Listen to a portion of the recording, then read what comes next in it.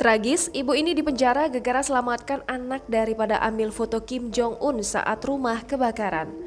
Negara Korea Utara memang dikenal memiliki peraturan yang cukup ketat dan kadang bikin geleng-geleng kepala. Negara yang dipimpin oleh Kim Jong-un tersebut bahkan menyiapkan hukuman yang tak main-main bagi warga negaranya yang berani melanggar. Salah satunya adalah peraturan berupa kewajiban untuk memajang lukisan ayah dan kakek Kim Jong-un, Kim Jong-il, dan Kim Il-sung. Foto kedua pendiri Korea Utara itu wajib dipajang dan dirawat dengan baik oleh setiap warganya. Melansir dari The Sun, setiap rumah bahkan akan dicek apakah mereka benar-benar memajang lukisan tersebut atau tidak.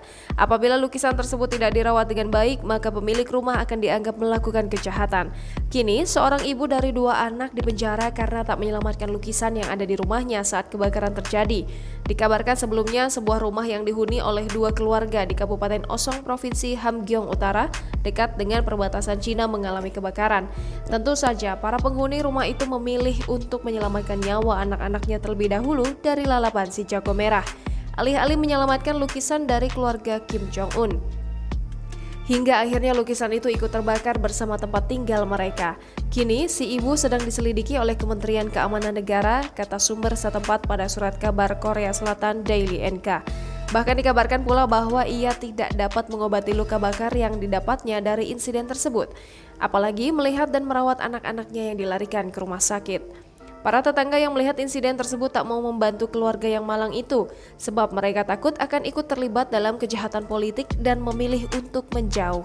Warga Korea Utara yang menyelamatkan lukisan keluarga Kim dari banjir dan kebakaran biasanya akan mendapat pujian sebagai pahlawan.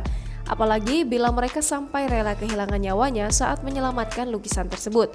Jun Yo-sung yang melarikan diri dari negara itu pada 2005 mengenang kejadian serupa dalam sebuah wawancara di tahun 2015.